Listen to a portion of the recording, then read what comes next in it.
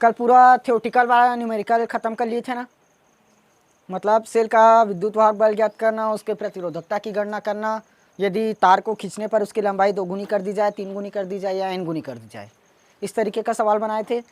साथ में आंतरिक प्रतिरोध, विद्युत वाहक बल, धारा निकालना, इलेक्ट्रॉनों की संख्या निकालना, इलेक्ट्रॉन निकालना, ये पूरा हो गया था। अब सिर्फ बचा है तो श्रेणी क्रम और समांतर क्रम से। विद्युत शक्ति का भी कर लिए थे ना, P = VI से, सिर्फ श्रेणी क्रम और समांतर क्रम वाला बस बचा है। इसमें से यदि मैं मान लो 4 क्वेश्चन बता रहा हूँ ना श्रेणी क्रम और समांतर क्रम से, तो 4 क्वेश्चन की जगह घर में 40 क्वेश्चन प्रैक्टिस कर सकते हो, क्योंकि मैं कल जस्ट बताया था जितना क्वेश्चन चैप्टर नंबर 2 में संधारित्र में किए हो वही क्वेश्चन यहाँ पर श्रेणी क्रम और समांतर क्रम का प्रतिरोध में बनेगा। जहाँ जहाँ पर संधारित्र लगाए हो चैप्टर नंबर 2 में, वहाँ इस क्वेश्चन पर प्रतिरोध लगाओगे। जैसे एग्जाम्पल के साथ ही देख लो, पहला नंबर,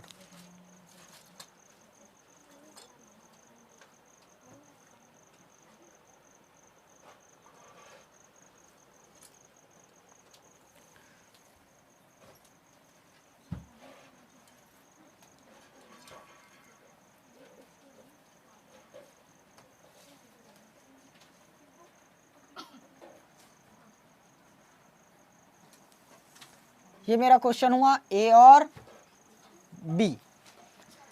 क्वेश्चन क्या बोल रहा है, ए और बी के मध्य तुल्य धारिता, नहीं तुल्य प्रतिरोध ना, इस बार प्रतिरोध आ गया, तुल्य प्रतिरोध ज्ञात कीजिए।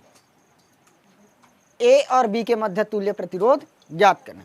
तो इसका सिस्टमैटिक रूप से तो मैं पहले ही बता दिया हूँ कैसे कैसे लिखोगे। सबको सबसे पहले मानोगे R1 R2 और R3। तो माने इस पर, अच्छा पहले इसको नाम नहीं दिया ना, इस पर 2 ओम है, इस पर 3 ओम, इस पर भी 3 ओम, इस पर 2 ओम। ये क्वेश्चन हुआ। सबसे पहले किसको सॉल्व करना है, जहाँ से परिपथ कंप्लीट होता दिखे। देखो यहाँ से धारा प्रवाहित करोगे, सबसे पहले 2 ओम में जाएगा। अब 2 में जाने के बाद यहाँ से तो बढ़ गया, अब इसको कौन से में सॉल्व कर सकते हो, हाँ इसलिए पहले इसको समांतर क्रम में बांटोगे, क्योंकि यहाँ से धारा गया 2 भाग में बटा, जितना धारा मतलब 3 ओम में जाएगा सेम उतना ही धारा इधर 3 ओम में और आएगा। तो इसको नाम दे देते हैं R1 R2 R3 और R4। माना क्या किए, R1 बराबर 2 ओम, R2 बराबर 3 ओम, R3 बराबर 3 ओम, R4 बराबर 2 ओम। इतना निकालिए ना। अब यहाँ से क्या निकालना रहेगा, सबसे पहले R2 और R3, चूंकि R2 और R3 श्रेणी क्रम है कि समांतर क्रम है, समांतर क्रम में है। ये जस्ट दिख रहा है ना, ये किस में आ गया, समांतर क्रम में है, इसीलिए किसका फॉर्मूला लगाओगे, इसीलिए समांतर क्रम का। समांतर क्रम में क्या होगा, 1/R बराबर 1/R1 प्लस 1/R2 प्लस 1 ना 2 ही करना है, 2 ही, R2 प्लस R3 होगा, समांतर है। तो अब समांतर के लिए इसको मान लेते हैं R' मान ली, क्योंकि अभी ये तो डायरेक्ट पूरा सॉल्व नहीं हुआ ना आंसर, लास्ट का आंसर बस R मानना है। तो ये क्या हुआ, समांतर क्रम में है। अब रखें मान 1/, हाँ इसी की जगह यदि संधारित्र देता और संधारित्र समांतर क्रम में है तब हाँ C1 plus C2 plus C3 वाला लग जाएगा, होगा। तो 1/R2 का मान क्या निकाले हैं, 3 प्लस 1/R3 का मान 3 हो गया। हर समान है, ऊपर वाला डायरेक्ट जुड़ेगा, तो 1 और 1 2 बटे में 3 हो गया 3। अब 2/3 ये किसका मान है, 1/R' होगा। तो हमें किसका मान चाहिए रहता है, R' का, तो ये निकल जाएगा 3/2, 2 एकम 2 और 2 पंचे 10। R' बराबर क्या आ गया, 1.5, एक मान निकला। अब चित्र नया बनाना है।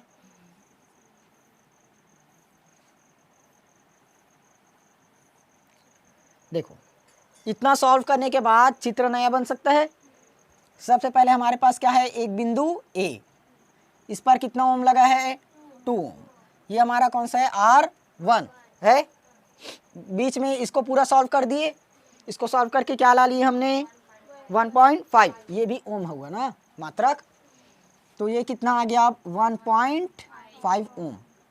फिर लास्ट में ये पूरा सॉल्व हो गया, लास्ट का क्या बचा, R4। R4 में क्या दिया है, 2 ओम। ये हमारा क्या चीज है, R डेस, और ये वाला R4। अब तीनों देखो, R डेस, R1 और R4 किस में दिख रहा है, श्रेणी क्रम में। चूंकि R1, R डेस, R4 किस में है, श्रेणी क्रम में। अतः कौन सा फॉर्मूला लगेगा, R is equal to R1 plus R2 plus R3। तो यहाँ पर क्या लेना है, R1 की जगह R1, R2 की जगह R डेस और R4 की जगह R4, मतलब R3 की जगह R4। हो गया, मान रखें R is equal to R1 की जगह कितना है, 2 ओम प्लस R डेस 1.5 प्लस R4 2 ओम। और ये किस में निकाल रहे हैं, श्रेणी क्रम, श्रेणी क्रम मतलब सीरीज। हो गया, निकल गया डायरेक्ट, कितना निकल जाएगा, 2 2 4 और 5 5.5, 5.5 ओम ये R। अब देखो पूरे परिपथ का सॉल्यूशन 5.5 आया। ये बनाए A और B, कितना आया, 5.5 ओम। अब इसमें और कुछ तो दिए नहीं तो सॉल्व नहीं होगा, और नहीं दिया ना, तो लास्ट आंसर मिला, यही हमारा क्या है, आंसर। क्लियर, समझ में आया। हाँ, श्रेणी क्रम का दिया था और समांतर क्रम का बनाने के लिए दिया था। जैसे ऐसे क्वेश्चन भी दे सकता है कि 3 प्रतिरोध है जो समांतर क्रम में जोड़े गए हैं, उसके बीच 120 वोल्ट का बैटरी लगाया गया है, तो तुल्य प्रतिरोध ज्ञात कीजिए करके। तो अभी फिलहाल चित्र वाला पकड़े हैं, तो इसी को देखते हैं।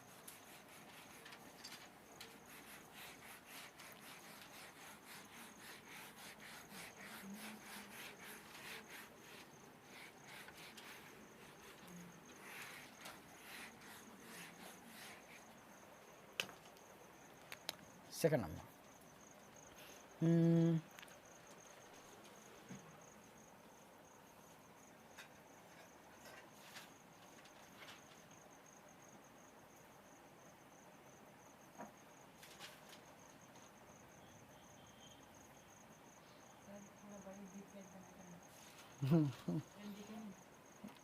दिखेगा नहीं,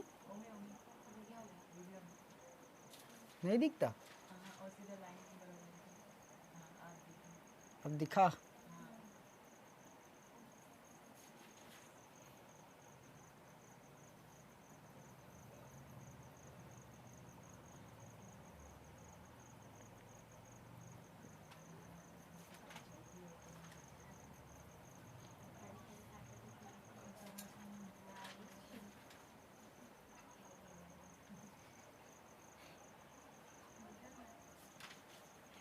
याद आया, संधारित्र में किए थे ना ऐसे सेम क्वेश्चन।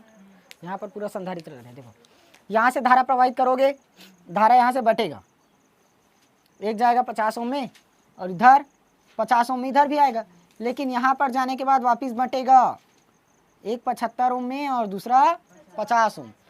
तो कुल मिलाकर क्या हुआ, धारा इस 100 को क्रॉस किया, मतलब 100 ओम वाले को, इसको मान लो R1, ये R2, R3, R4, इतना किए, R2, R3 और R4 तीनों में धारा क्या हुआ, बट गया।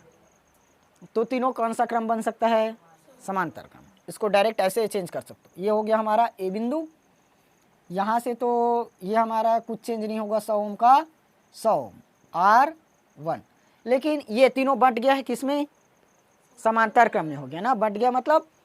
तो इसको ऐसे भी तो बना सकते हैं क्या,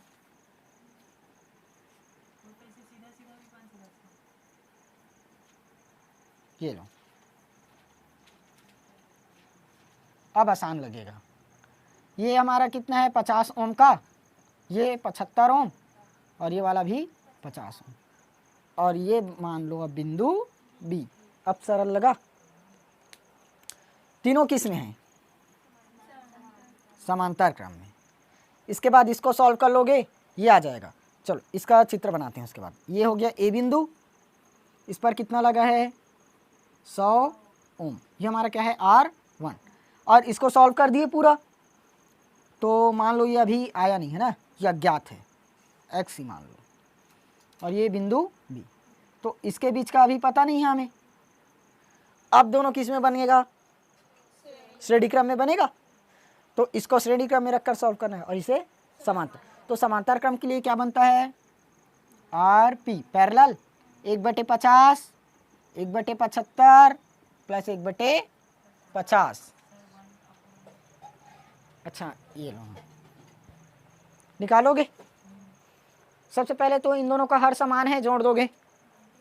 50 और 50, 2/50 प्लस 1/75। इसको सॉल्व कर दो, 2 एकम 2 और 25, 1/25 प्लस 1/75।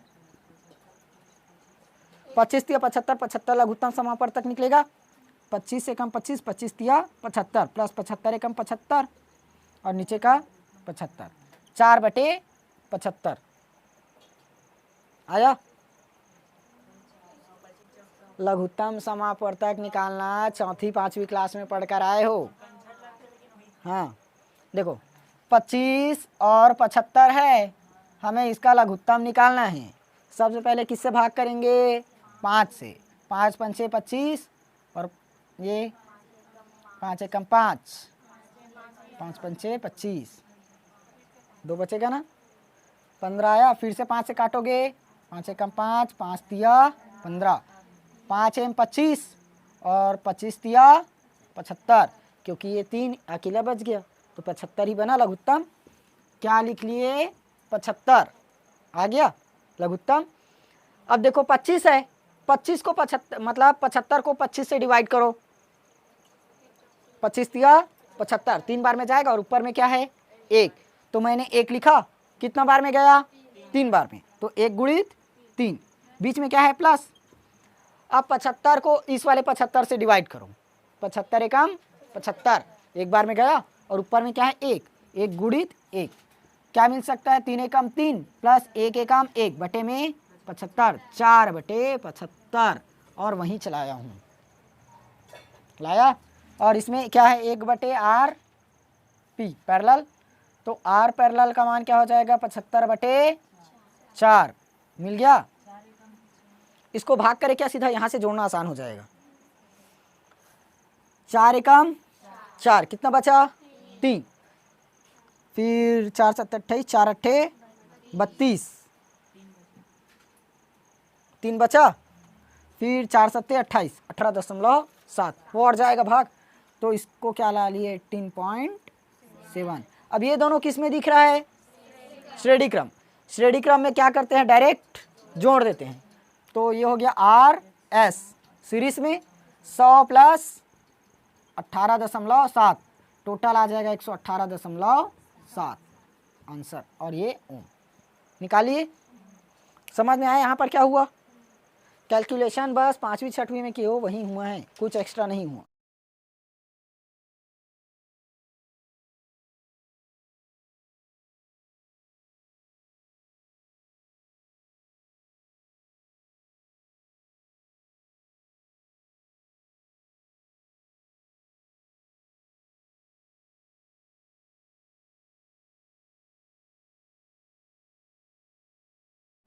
हाँ बात नहीं ना, ध्यान से देखना। आज जितना हो सकता है उतना कराने की कोशिश करूंगा 1 घंटे में, क्योंकि आज ही लास्ट है इसका।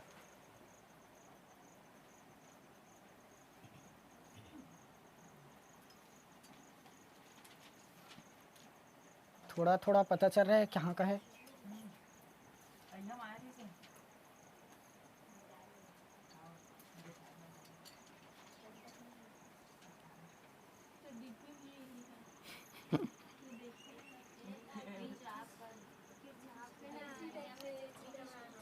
किरचॉफ में पढ़े हो? व्हीटस्टोन का है।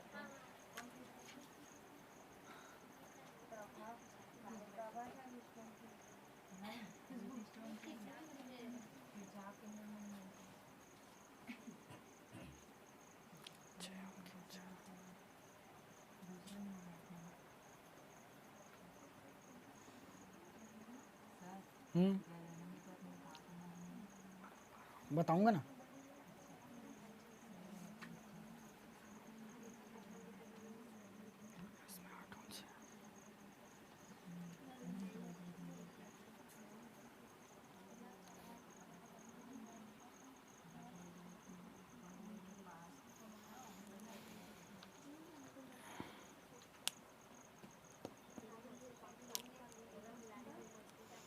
चलो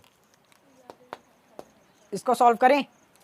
सबसे पहले तो लिखोगे यह सिद्धांत, यह क्या है, यह व्हीट स्टोन सेतु के सिद्धांत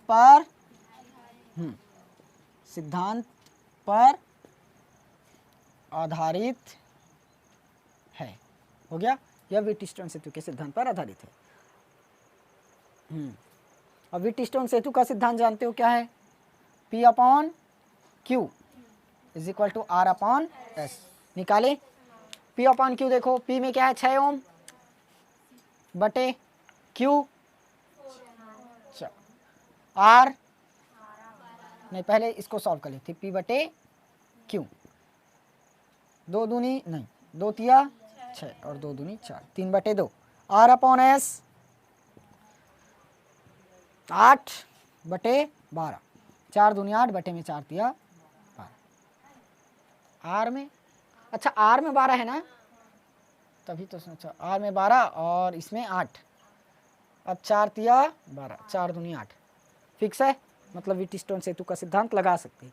अगर मान लो ये देने के बावजूद ये आंसर नहीं आता तो ये सिद्धांत लागू नहीं होगा, ठीक, क्योंकि यही जानते हैं ना P बटे Q बराबर क्या होता है R बटे S व्हीट स्टोन सेतु के सिद्धांत में। लेकिन ऐसा तो होगा नहीं, मतलब नहीं हुआ मान लो, तब ये सिद्धांत लागू नहीं कर सकते। क्लियर हुआ? हाँ, लेकिन एक बात ध्यान दो, ये कौन से सिद्धांत पर आधारित है, व्हीट स्टोन सेतु पर।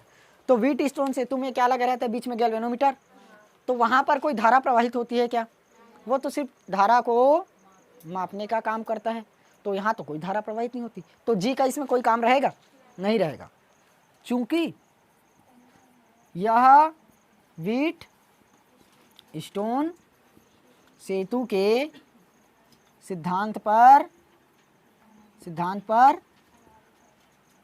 आधारित है, अतः इसीलिए जी में कोई धारा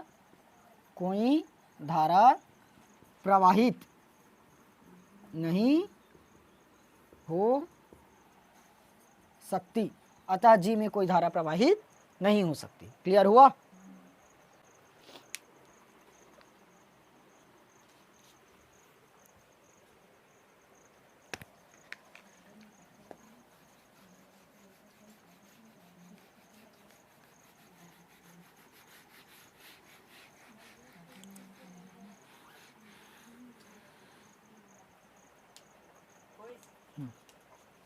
देखो A B C इन तीनों में देखो जितना धारा इस P में जाएगा उतना ही धारा घूमकर S वाले में भी आएगा, S में भी आएगा, और यहाँ से यदि देखे A से धारा प्रवाहित करोगे तो P में धारा बटा साथ में Q में बटेगा, यहाँ से D से R में जाएगा और ये वाला B से S में आएगा। क्लियर हुआ? यदि धारा प्रवाहित किए तो A से धारा 2 भाग में बटा P में गया और Q में गया। अब जितना धारा इस P में से होकर जा रहा है उतना ही धारा घूमकर S में भी आएगा और इधर से बट गया, ये दूसरा, ये पहला पार्ट हुआ और ये वाला दूसरा पार्ट। तो पहले में से किए तो P में से जितना धारा गया उतना ही धारा घूमकर S में भी आया, ये पहला पार्ट का खत्म। दूसरा पार्ट में क्या होगा, जितना धारा घूमकर Q में जाएगा, मतलब जितना धारा Q में आएगा उतना ही धारा घूमकर R में भी जाएगा। तो P से कहाँ जा रहा है, S में घूमकर, तो P और S क्या हो सकता है, हाँ P और S, जितना धारा P में गया उतना ही धारा तो S में भी आया, तो श्रेणी क्रम बनेगा। धारा यहाँ से बटा है क्या, देखो धारा मैंने यहाँ प्रवाहित किया तो दो भाग में बटा, एक गया Q में दूसरा गया P में। यहाँ से बता सकते हो P और Q क्या है, समांतर में है, क्योंकि यहाँ बट गया। लेकिन यहाँ से जाने के बाद B में मान लो पहुँचा, B में पहुँचने के बाद अब भी बताया था व्हीटस्टोन सेतु है तो G में तो कोई धारा प्रवाहित नहीं होगी, तो यहाँ धारा गया क्या, मतलब यहाँ से धारा बटा है, नहीं बटा, इसको काट सकते हो, नहीं बन रहा। तो अब ये डायरेक्ट घूमकर कहाँ गया, सीधा S में, तो धारा बटा तो नहीं है। इसको यदि ऐसे खींचोगे तो सीधा श्रेणी में दिखा ना, तो P और S क्या हो सकता है, श्रेणी A B C में, A B C में P और S, P और S, P और S किस में है, श्रेणी क्रम में है। अतः अब श्रेणी क्रम में है तो डायरेक्ट श्रेणी क्रम का फॉर्मूला लगाओगे, क्या बनेगा, R श्रेणी क्रम के लिए S सीरीज, तो P प्लस S, यहाँ पर प्रतिरोध का नाम पहले से दे दिया ना P और S, तो P प्लस S।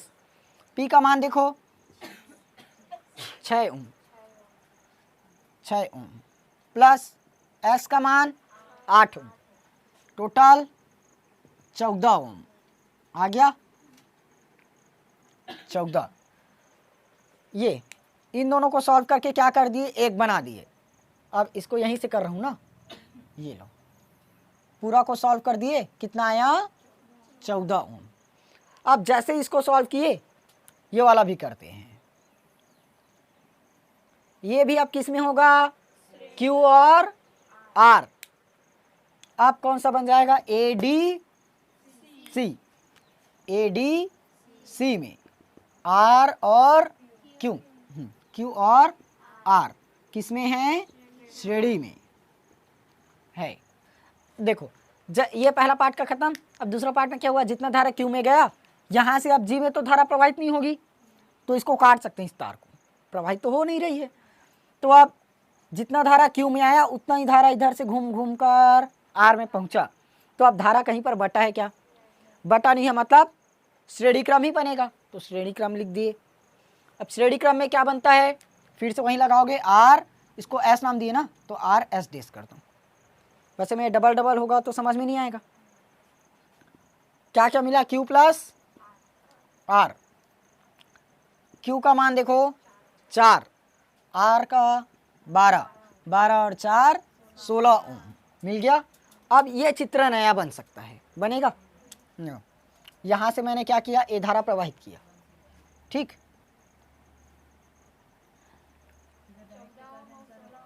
अच्छा हाँ देखो, ये इसको कितना लाए 14 और इसको 16। अब यहाँ से धारा प्रवाहित किए तो एक धारा 14 में जाएगा और दूसरा धारा 16 में। अब यहाँ से बटा है कि नहीं बटा है, बटा है। जितना धारा 14 में जाएगा उससे अलग धारा 16 वाले में आएगा। 16 वाला कौन सा है, R डेस सीरीज, और 14 वाला R सीरीज है। अब ये दोनों किस में दिख रहा है, समांतर क्रम में, क्योंकि धारा यहाँ से क्या हुआ, बट गया। तो R सीरीज और R डेस सीरीज ये किस में है, समांतर क्रम में, क्योंकि यहाँ से क्या हुआ, धारा बट गया। धारा बट गया ना दो भाग में, जितना धारा यहाँ से प्रवाहित करोगे उतना धारा सबसे पहले 14 में जाएगा, मतलब RS में, और इधर से R डेस S में जाएगा। समझ में आया। तो अब समांतर क्रम का लगाओगे, 1/R parallel, 1/RS plus 1/R डेस होगा। 1/R सीरीज का मान देखो 14, 1/14 प्लस 1/16 आएगा। तो अब डायरेक्ट करो, 16 एकम 16 प्लस 14 एकम 14, 16 चौक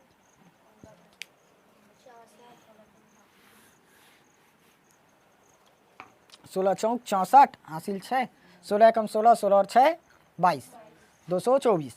1/R P कितना मिला, इसको जोड़ दो, 6 और 4 10, एक आया, 1 2 और 1 3, 30 बटे में 224 निकालिए, इसको काटो, 3 दहाम 30, ये कट जाएगा, 4 2 6 2 8 नहीं कटेगा, 3 से 15 से कटेगा, 2 एकम 2 2 एकम 2 2 दूनी 4 2 1 3 2 1 3 3 4 अभी नहीं कटेगा। अब किससे काटे, चलो आर पी पैरेलल 112 बटे 15 काटते हैं, 112 को 15 से,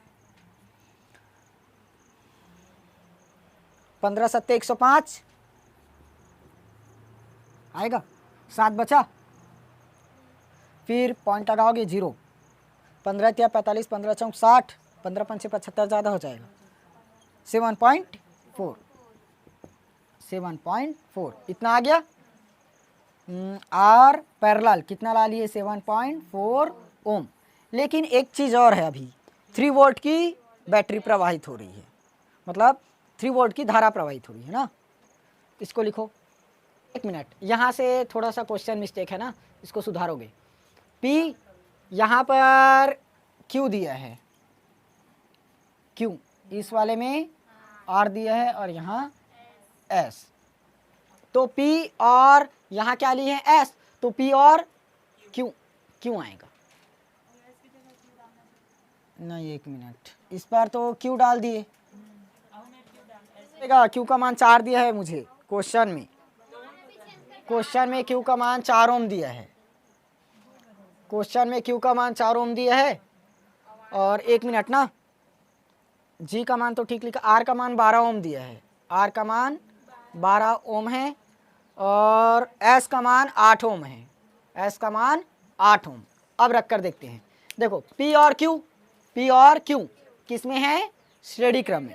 जितना क्वेश्चन बनाया है पूरा का पूरा सही है, सिर्फ मान बस क्वेश्चन में अलग अलग दे दिया था, उसको मैं यहाँ अलग लिख दिया हूँ। देखो P और Q क्या है, श्रेणी क्रम में। P का मान क्या निकला है 6, Q का मान 4, Q का मान क्या आ जाएगा 4, 6 और 4 10 ओम, ये हो गया 10 ओम। अब यहाँ से R और S होगा, सिर्फ इसकी जगह पर S लगा दिए, R और S, 8 प्लस 12, 8 प्लस 12, 12 और 8 12 8 20 ओम आ गया।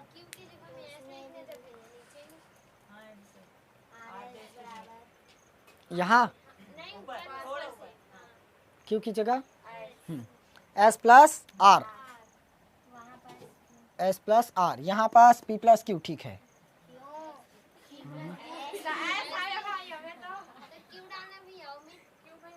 अरे S है ना, P प्लस S, मैं P प्लस Q समझ रहा था इसको भी। चलो P प्लस Q निकल गया। अब बाकी पूरा सही है, सिर्फ इसको चेंज करो, 1/10 और ये वाला 1/20, इधर से थोड़ा सा कैलकुलेशन जाएगा।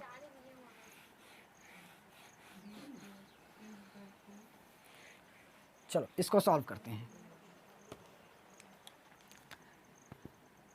आंसर निकलेगा 20 लघुत्तम, ये हो जाएगा 10 दूनी 20, 2 गुणित 1 प्लस 20 एकम 20, 1 गुणित 1, 2 प्लस 1/20, 3/20, ये 1/R पैरेलल, तो मुझे R पैरेलल चाहिए, तो क्या मिलेगा 20/3 आ गया। अब यहाँ से देखो 3 वोल्ट की बैटरी लगी हुई है, तो यहाँ से धारा प्रवाहित होगा, मतलब वोल्ट निकलेगा ना।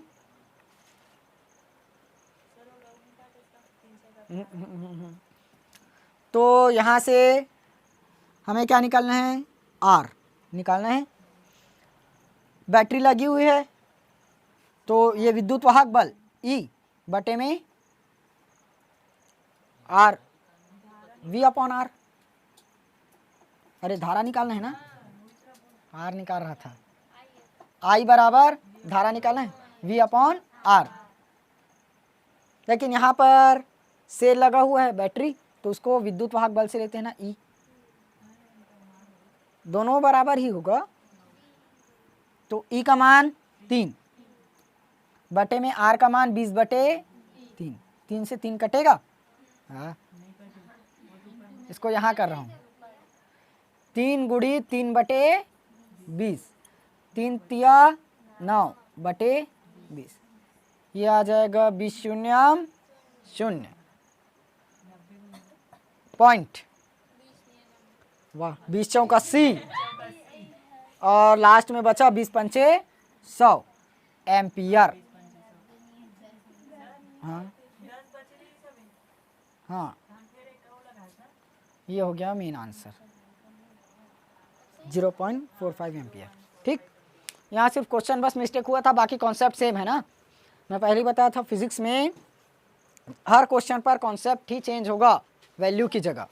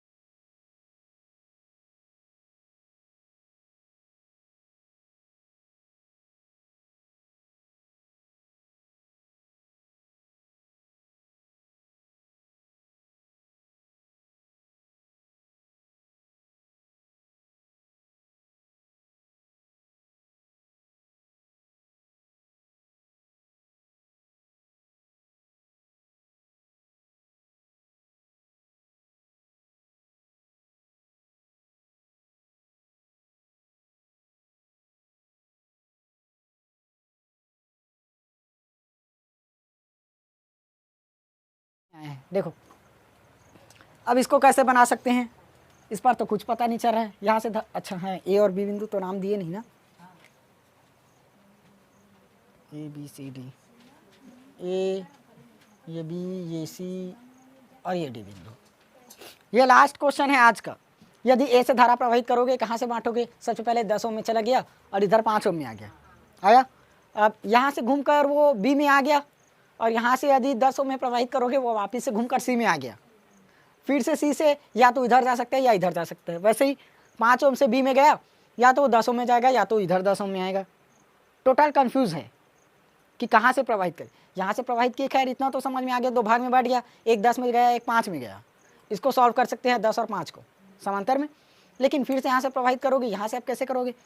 यदि यहाँ से मैंने किया, यहाँ बढ़ गया, दोनों में जाएगा, यहाँ से किया फिर से इन दोनों में जाएगा, 4 5 5 ठो मिल गया। हाँ हाँ, श्रेणी क्रम में जाने दे, बनेगा नहीं। अब मेरे ख्याल से एक उपाय सुनो, इसको मैं ऐसे बना देता हूँ ना, उसमें क्या है,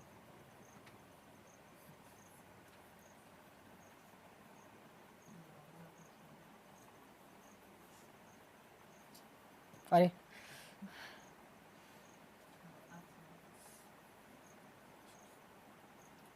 ऐसी तो रहता है क्या?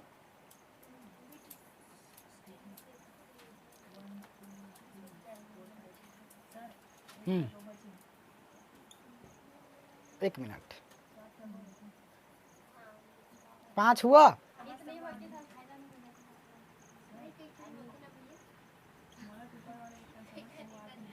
ए बी सी डी, हाँ हो गया। देखो सबसे पहले कितना ओम है? 5। देखो 5 ओम यहाँ आया ये वाला, अब उसके बाद क्या जुड़ा है 10 ओम, तो इसको लगा देते हैं 10 ओम। फिर से एक आया 10 ओम, ये 10 ओम, उसके बाद और जुड़ा है ये 10 ओम, लास्ट बचा लास्ट का 20 ओम जुड़ा। कैसे कैसे जोड़े, सबसे पहले 5 ओम का ये ए हो गया, उसके बाद जो ये है 20 ओम वाला 10 ओम इसको क्या किए बीच में लगा दिए, 10 ओम को बीच में। अब ये 10 और 10 बचा, इन दोनों को क्या किया ऐसे लगा दिया। अब 20 ओम लास्ट का, ये लास्ट का हुआ, जो बीच में लगाया मैंने सिर्फ उसको बीच में लगाया, हो गया। अब बताओ कौन सा बना, सेम का सेम अभी जैसे क्वेश्चन सॉल्व किए थे व्हीटस्टोन सेतु आया। नाम दे देते हैं, इस बार अलग नाम नहीं देंगे, सेम। इसको क्या नाम दिए थे P और Q, ये Q R S हो गया। सेम पूरा अब जैसे पहले लिखे थे वैसे के वैसे लिख रहे हैं, याद रखना मोस्ट इंपॉर्टेंट क्वेश्चन है ये। किसको, इसको 10 ओम को, ये बीच में लगा है ना इसलिए मैंने बीच में लगा। देखो किससे जुड़ा है, B और C से, तो B और C से क्या जोड़ा 10 ओम। सबसे पहले देखो A और B से क्या जुड़ा है 5 ओम, जोड़ दिए। B और C से 10 ओम, B और C से 10 ओम जोड़ दिए। C और D से 20 ओम, C और D से 20 ओम जुड़ गया सब। फिर से वहीं लिखोगे, चूंकि यह व्हीटस्टोन सेतु के सिद्धांत पर आधारित है, अतः क्या होगा, इसको नाम दे देते हैं जी। जी में कोई धारा प्रवाहित नहीं होगी, कोई धारा प्रवाहित नहीं होगी, हो गया। तो अब ए बी डी में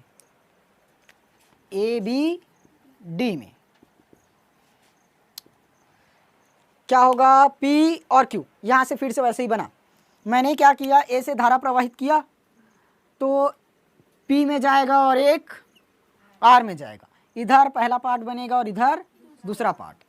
तो जितना धारा इस P में जाएगा उतना ही धारा घूमकर Q में भी आएगा, क्योंकि अब भी लिखे हो G में कोई धारा प्रवाहित नहीं होती, G में कोई धारा प्रवाहित नहीं होती।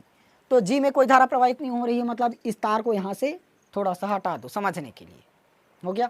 अब देखो मैंने धारा प्रवाहित किया, 2 भाग में बटा, इसको अभी छोड़ दिए, इसको सॉल्व नहीं कर रहे हैं, ऊपर वाला कर रहे हैं।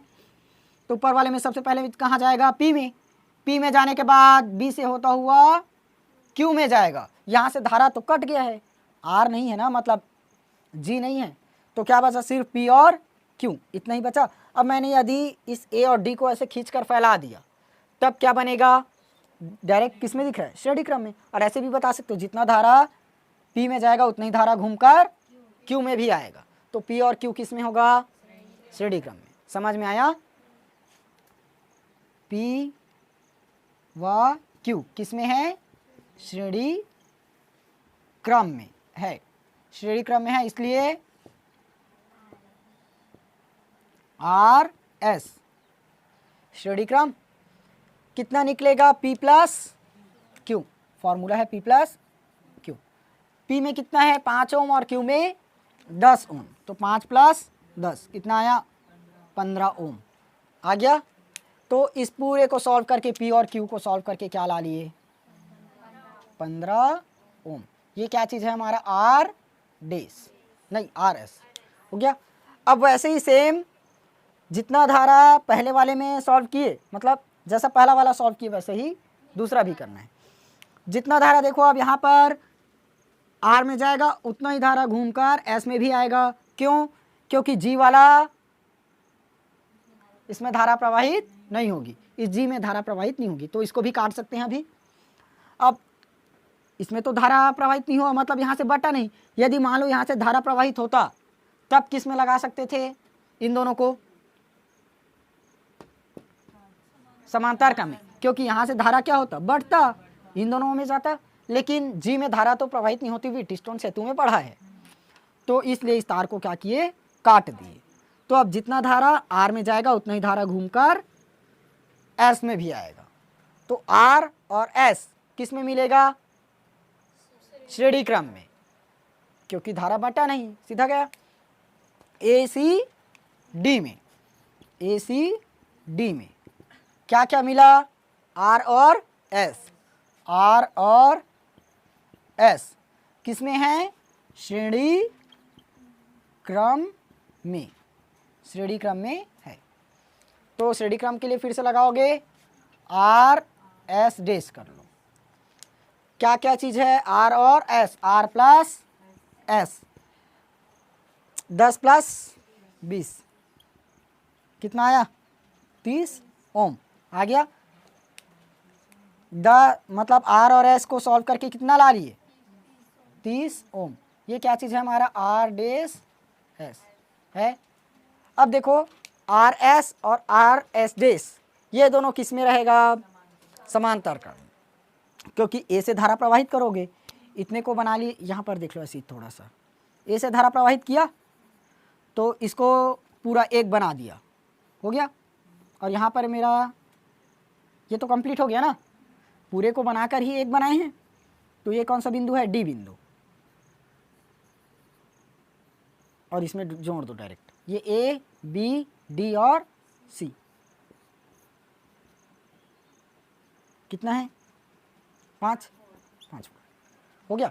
इन दोनों को बनाए, पूरे को सॉल्व करके क्या ला दिए हमने?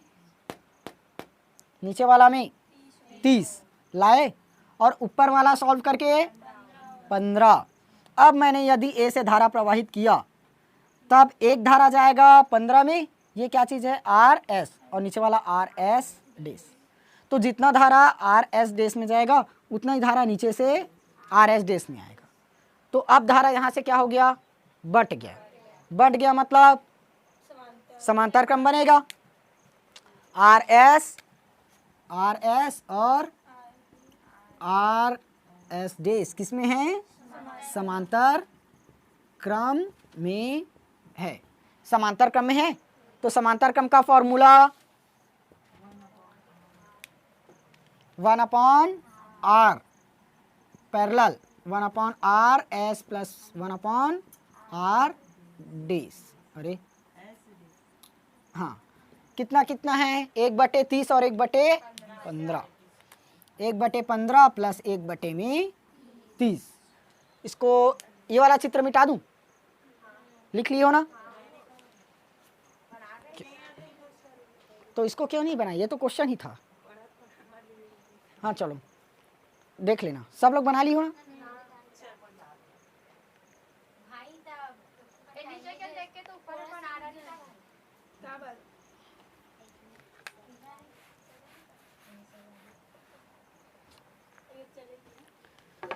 चलो ये सॉल्व कर दिए।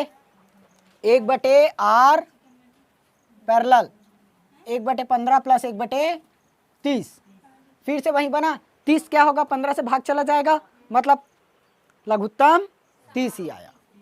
30 तो 15 एकम 15, 15 दूनी 30, 2 ऊपर में 1 का गुणा किए 2 ही आएगा, प्लस 30 एकम 30 1, 3/30, 3 एकम 3, 3 दहम 30, अरे 10, 1/r p।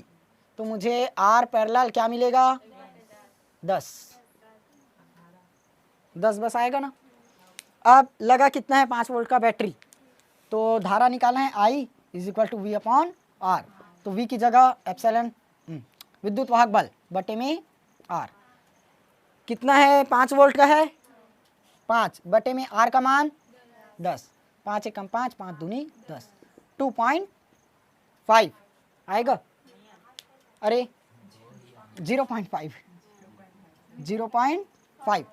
तो I = क्या होगा? 0.5 एम्पियर